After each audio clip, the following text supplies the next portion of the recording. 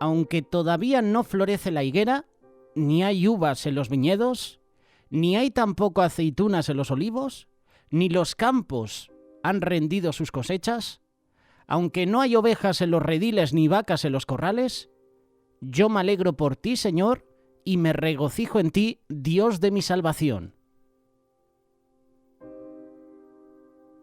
No tiene nada de malo que nos gusten las cosas buenas que el dinero puede comprar, pero no debemos confiar en ellas para que nos hagan felices. Si nuestra satisfacción depende de las posesiones materiales que tenemos, nos vamos a sentir destrozados. ¿Por qué? Porque algún día lo vamos a perder. La tristeza llegará a nuestra vida cuando perdamos esas posesiones. Pero si nuestra alegría está en el Señor, nada puede destrozarnos, ni siquiera una angustia económica. Aquellos que conocen y confían en el Señor pueden regocijarse aún en la pobreza. Muchos de nosotros hemos escuchado a muchas personas decir: ¡ay! ¿Por qué me pasan estas cosas a mí? O ¡ay! ¿Por qué le pasan cosas malas a la gente buena? ¿Has escuchado alguna vez esos lamentos? Habacuc en su conversación con Dios le pregunta: ¿por qué le pasan cosas malas a la gente de Dios? Este libro de Habacuc fue escrito antes de la caída de Jerusalén, en el año 596 a.C. Era la época en que Judá era gobernada por reyes malos, reyes opresivos, reyes violentos. En este libro, Dios le da a Habacuc una visión de la futura invasión de Babilonia que Dios usaría para castigar a Judá. El enemigo destruiría los huertos de higos, las viñas, los olivares, se llevarían sus ganados. Cuando Babilonia terminara con la tierra de Judá, no quedaría nada que valiera la pena. Las construcciones serían destruidas, los tesoros serían saqueados y las haciendas y los huertos serían devastados. La economía se arruinaría y no habría motivo para cantar. Sin embargo, Dios todavía estaría en su trono obrando sus propósitos divinos para su gente. Habacuc no podría alegrarse en sus circunstancias, pero sí podía alegrarse en su Dios. Habacuc había visto injusticia, violencia, miseria. Veía cómo el pecado alrededor suyo iba creciendo. Él había clamado a Dios para que lo ayudara, pero no había recibido ninguna ayuda. A decir verdad, el Señor le dijo a Habacuc que las cosas se iban a poner peor. Dios permitiría que los babilonios oprimieran a los israelitas aún más. ¿Y Habacuc qué hace? Clama: Señor, ¿cómo dejas que esta gente se salga con la suya con toda esta maldad? ¿Por qué no haces algo al respecto? Dios no cambió la situación. Él no expulsó a sus enemigos, pero le reveló su plan, ese plan que Dios eventualmente iba a presentar. Destruiría los planes de aquellos que confiaban en sí mismos y que tenían éxito solo por la corrupción. Cuando Dios le presentó a Habacuc el cuadro completo, le habló acerca de la victoria que vendría. El profeta se siente conmovido, impresionado por la grandeza del Señor. Y Habacuc toma la decisión de alegrarse en el Señor, aunque no se alegraba por la invasión que estaba por venir. No se alegraba de eso. Se alegraba en el Señor. El profeta comprendió que la fe no siempre entiende los medios de Dios, pero confía en los motivos de Dios. La fe es tener una confianza plena en el carácter de Dios, aunque no se entienda, aunque tú y yo no entendamos sus caminos en ese momento. Muchas veces durante las dificultades nos hacemos las preguntas incorrectas. En vez de preguntarnos ¿cómo hago para deshacerme de este problema?, más bien necesito preguntarme ¿qué puedo aprender de esta situación? ¿Qué cosa positiva puedo sacar de algo negativo? De esta prueba que estoy pasando, de este momento de aflicción, ¿qué puedo sacar? ¿Se puede sacar algo positivo? Por supuesto que sí. Negativo también, porque puede entrar la ira, la rebeldía, la crítica, la murmuración contra Dios, como hemos leído. Señor, ¿por qué permites que venga esto a mi vida? ¿Qué puedo aprender de esta situación? Esa sería la pregunta que deberíamos hacernos. ¿Cómo pudo Habacuc cambiar? Muy fácil, por medio de su fe en Dios. El profeta sabía que el sufrimiento en las manos de un Dios amoroso podría traer gran bien. ¿Te está podando Dios a ti en estos momentos? ¿Estás pasando por aflicción? ¿Estás pasando por un momento duro? La marca de una fe madura es regocijarse, aún en el dolor, porque confías en el Señor.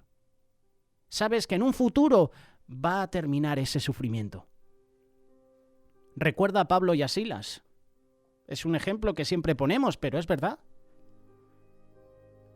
En la cárcel, maltratados, golpeados, azotados, atados al cepo. ¿Pero qué hacían?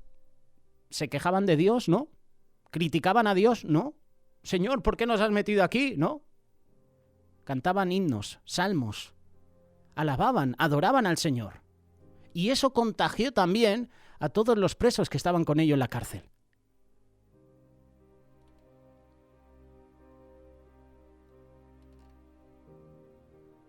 Hay momentos en que parece que todo alrededor se está cayendo, ¿verdad? Proyectos, actividades en las cuales has invertido, fracasan. La persona a la cual estás ministrando te puede desilusionar. El negocio, la carrera en la cual has trabajado tan duramente, se desmorona. Estos tiempos, por muy difíciles que sean, son oportunidades para examinar lo que es realmente importante para ti. Habacuc había sido testigo del fracaso de muchas de las cosas que habían sido importantes para él. Sin embargo, a través de las pérdidas, a través de los fracasos, los desalientos, él pudo distinguir entre lo que era precioso para él y lo que era tan solo transitorio, algo vacío. Llegó al punto de poder decir sinceramente que aún así, si todo alrededor suyo fallara, él todavía se iba a regocijar en Dios. Si la higuera no floreciera, si las viñas no dieran uvas, si las ovejas y las vacas dejaran de reproducirse, él todavía alabaría a Dios. Aun viendo su mundo derrumbarse, Habacuc adoraría a Dios. ¿Y nosotros podemos hacer lo mismo que el profeta? Habacuc no podía hacer que el árbol de higos produjera higos, ni podía controlar la reproducción de las vacas y las ovejas, pero él sí podía controlar su propia reacción hacia Dios. ¿Y qué hace Habacuc? Escoge glorificar a Dios, escoge alabar a Dios. ¿Se está desmoronando tu mundo? ¿Tus planes se están destruyendo, se están cayendo? Alaba a Dios. ¿Estás en tiempo de prueba? ¿Estás en tiempo de aflicción? Tú puedes alabar a Dios. Tu alabanza a Dios no depende del éxito de tus actividades, sino de la naturaleza de Dios, de su amor, de su fidelidad hacia ti. Pídele a Dios que te ayude a mirar más allá de las preocupaciones mundanas, para que puedas entender todas las razones que tienes para alabarlo. Habacuc descubrió que Dios era su fortaleza, era su canto, era su salvación. Con Dios a nuestro lado, no tenemos nada que temer. Esta es una promesa. Él está de nuestro lado. Llevamos durante mucho tiempo presentando reflexiones sobre la presencia de Dios, sobre sus cuidados, sobre su protección. Hemos presentado muchas reflexiones acerca de que Dios no nos abandona. Él siempre está con nosotros. Y te lo vuelvo a recordar. No temas, Dios está contigo. Segunda carta de Corintios, capítulo 1, versículos del 8 al 10. Porque, hermanos, no queremos que ignoréis acerca de nuestra tribulación que nos sobrevino en Asia, pues fuimos abrumados sobremanera más allá de nuestras fuerzas, de tal modo que aún perdimos la esperanza de conservar la vida. Pero tuvimos en nosotros mismos sentencia de muerte para que no confiásemos en nosotros mismos, sino en Dios que resucita a los muertos, el cual nos libró y nos libra, y en quien esperamos que aún nos librará de tan grande muerte. Oración en medio de la aflicción. Esta es la confianza en Dios que tenía Pablo. Y para mí estos versículos, este pasaje, me da esperanza. Pablo estaba hablando a la iglesia de Corinto sobre su sufrimiento pasado. Sufrió físicamente con circunstancias externas. Y estos versículos señalan que también sufrió internamente. Puede ser una angustia mental o emocional. Algo psicológico estaba pasando en la vida de Pablo. A lo largo de los años muchos han hablado de querer morir o simplemente no despertar.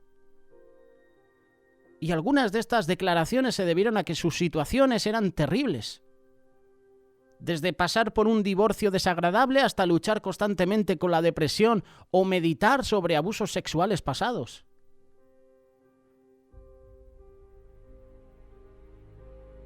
No debemos confiar en nosotros mismos, sino tener confianza en Dios, en la aflicción, al igual que Pablo. Dejar a un lado la autosuficiencia, tener confianza en Dios. Yo a veces me pregunto cómo es la autosuficiencia, cuál es el resultado cuando confío en mí mismo. ¿Cómo glorifica esto a Dios? Y luego me pregunto, ¿cómo es la confianza en Dios? ¿Qué implica esa confianza? ¿Cómo respondería de manera diferente? ¿Cómo glorifica a Dios esto?